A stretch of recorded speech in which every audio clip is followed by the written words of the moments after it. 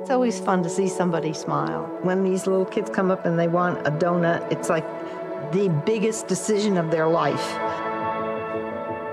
I decided to serve in the cafe, sell donuts with my daughter, and that way I wouldn't be spending too much time away from them.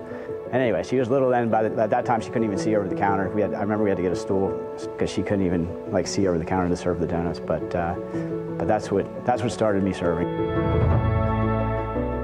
What motivated me to start serving was, well, after Mass, my mom would bring me to buy donuts from them and my sister, and then I knew I wanted to start serving too, but I wasn't old enough at the time. I really enjoyed working with everybody, like when I come to just attend Mass versus when I come to serve and sell donuts, and you kind of see the church from a different view, behind the counter rather than just sitting up in the Mass. There's nothing like being with your family. I was motivated by my son and my granddaughter. It's just great spending time with them because they're busy all week long. We all go our own ways, and when we have time together, we really appreciate that. So serving here has changed my view of the community in the way that I now feel a more part of the church. It's always nice to interact with new people, and we've made friends that we've worked with too. We do it only once a month too, so it's manageable, and if it's very flexible too. If you have something come up, that you can pretty much change. Yeah, I'd also say it can't hurt to try because it's not a difficult position. It's just something you can do every once in a while to make a difference in the church.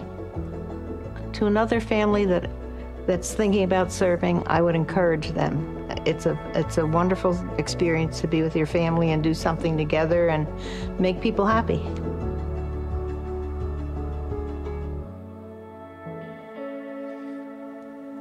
We're in the 6th and final week of our current message series. Next week, we begin an exciting new series, at least I'm excited about it.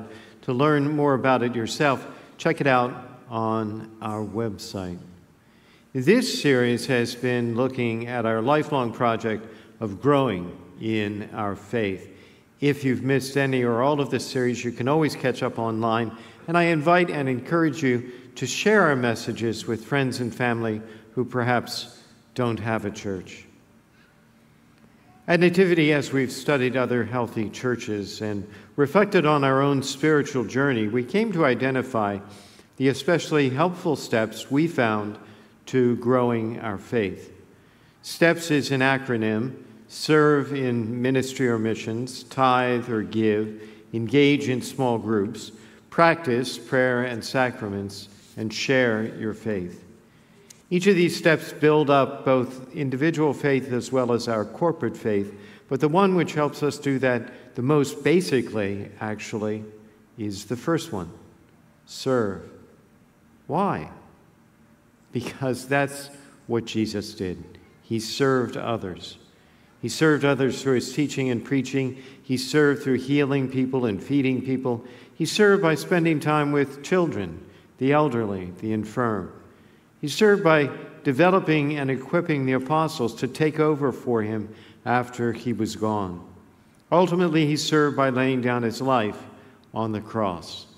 Through this series, we've been digging deep into that step of serving, especially here at Nativity, if this is your regular place of worship, or whichever parish is your parish. The point being serving in your place of worship as an act of worship. Serving in your place of worship as an act of worship. So do me a favor, before you leave today, fill out one of our Join Our Team cards, even if you can only serve once in a while, even if you can only serve once a year, even if now is just not the right time for you to serve at all. Let us hear from you. Each week of this series, we've been reviewing the benefits of serving. We've mentioned a number of them in these past weeks. When you serve, you can work against the comfortable complacency that tends to set in for most of us. When you serve, you have a distinct opportunity to use your God-given gifts and abilities to serve God and give back to God. When you serve, you get to know God's presence and power and pleasure with your life in a way perhaps not experienced otherwise. When you serve, you're making God a priority in your life. And when you serve, it becomes more and more a part of your character. It becomes part of who you are, an unconscious competence. As we wrap up our series, we're going to look more deeply today at how serving can actually help bring our faith to the next level. To help us understand what that might mean, we're looking at a passage from the Gospel of Luke, and it goes like this. As Jesus continued his journey to Jerusalem, he traveled through Samaria and Galilee. As he was entering a village, 10 lepers met him. So Jesus is journeying to Jerusalem to lay down his life on the cross. Earlier, Luke writes that Jesus resolutely determined to go to Jerusalem, where he knew he would die. In fact, Jesus lived his life with purpose and focus, his purpose and focus being the cross, just as the whole of his life was a journey to the cross. So it's easy to trace the recurring theme of journey throughout Luke's gospel. Jesus' life was a journey, and in turn, in a sense, the Christian life is a journey too.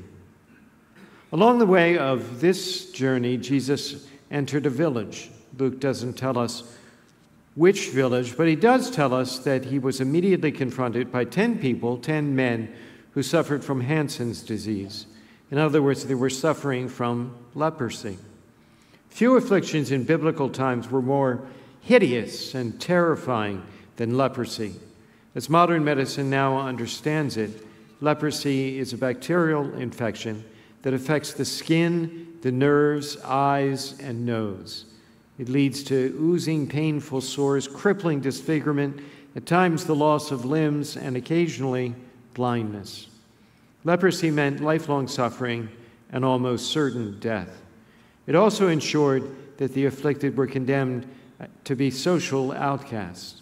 In the book of Leviticus, it's written, "The one who bears the sore of leprosy shall keep his garments rent and his head bare, and shall muffle his beard. He shall cry out, 'Unclean, unclean!' He shall dwell apart, making his abode outside the camp." There was no cure or even treatment for the disease that was highly contagious. So to protect the community, the afflicted were forced to live in isolation. Worse still, the disease was sometimes seen as a punishment for sin, and those suffering as deserving of their suffering, another heavy burden for the afflicted to bear. The passage continues.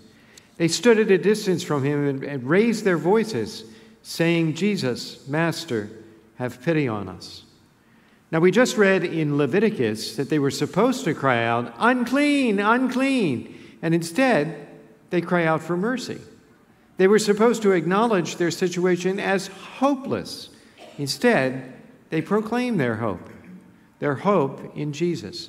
Clearly, his reputation had preceded him to this village, and so convinced were they that he could help them that they were willing, literally, to break the law. Sometimes we don't go to the Lord because we don't think he'll help, or we don't think we deserve his help. But that's not the case with these men. They didn't let a seemingly hopeless situation stop them from reaching out to the Lord. And look what happened. When he saw them, he said, "Go and show yourself to the priests." What's that about? Well, if someone had leprosy and thought they were healed, which did happen, they were to go to the priest of the village or town to verify the healing, give them a clean bill of health, and restore them to society.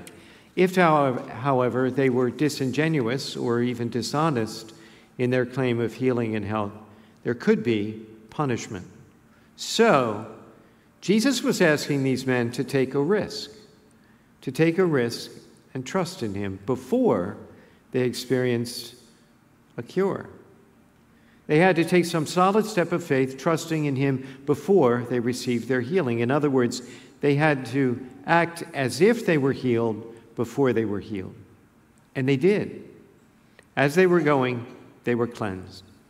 They had to act as if they were healed before they were healed. And as a result of that trust in the Lord, they were healed. I know many times I want God to prove himself to me before I'll move. I want to know for sure that it'll work out before I take a step of faith or risk anything. But that's not how faith works. Faith works not always knowing just how it will work out. Faith moves and expects God to honor our steps of obedience. These 10 men obey. They move, and they see their trust in Jesus rewarded. They were healed. But that's not the end of the story. One of them, realizing he had been healed, returned, glorifying God in a loud voice. He fell at the feet of Jesus and thanked him. He was a Samaritan. 9 of the 10 men showed themselves to the priest and then went home. But one of them returned to Jesus to thank him. And it wasn't just a polite courtesy call. He praises and worships God with a loud voice. He falls to his knees in homage. Jesus said to him, 10 were cleansed, were they not? Where are the other 9? Has none but this foreigner returned to give thanks to God? What is it, I wonder, about human nature that we can so easily fail to say thank you? And why does it always feel so bad when someone fails to thank us? Was Jesus sad, do you think, that they didn't come back? Was he disappointed? Whatever he felt about the other 9, the passage ends with him addressing the one man, the Samaritan, who did return to thank him. He said to him, "Get up and go. Get up and go. Your faith has saved you." That phrase, "get up," in the original languages of the Bible, was synonymous with the idea of not just standing up, but of waking up and awakening from the dead. Think about it. He was an outcast, but now he could rejoin society. Jesus had given his life back to him. In fact, he was as good as dead, and now he's alive. But there's more here too. Jesus' words suggest that this man who returned to praise and thank him received even more than the physical healing that all 10 received. All 10 received a physical healing as well as a restoration to the community. This man, this Samaritan, he alone received a kind of spiritual healing and a restoration of his place before God. This final encounter in which the Samaritan returns to acknowledge what God has given and praise and thank the giver of the gift completes the restoration of his relationship with God. His relationship is at this point at another level than the others. Over and over again through his healings, Jesus was revealing the power and presence of God, undoing the work of sin and death, and restoring the world before God by bringing men and women into the right relationship with God. In each and every case, the healings involved an exchange, but there are different levels. Like the 10 men in the story, when we trust the Lord, that's faith, for sure. But when, like the man in the story, the Samaritan, we demonstrate our faith and trust in the Lord through gratitude and worship, that's really next level faith. And that's what we do when we serve. We demonstrate our faith and trust in the Lord through gratitude and worship expressed in service, which we do together with the Lord. And when we do, we reveal the power and presence of God, help undo the work of sin and death, and bring men and women back into right relationship with God. Really? Really? Or think about it this way. Our hospitality ministries are not primarily about parking cars and pouring coffee. Our kids' ministry isn't babysitting. Student ministry isn't about volleyball. Member care isn't just hand-holding. Tech ministry isn't all about the technology, and ops ministry is more than trash. In fact, we're creating an environment, an irresistible environment, where we help people get to know and grow in right relationship with God. Mother Teresa said this: "If you can't do great things, do little things with great love. And if you can't do little things with great love, then do little things with a little love. And if you can't do little things with even a little love, do them anyway. Do them anyway because that's next level faith. And every time we demonstrate next level faith, we're actually building up treasure in heaven. And Scripture tells us, Scripture promises us that the actual greeting we can expect to hear when we get to heaven is, "Well done, my good and faithful." Good job.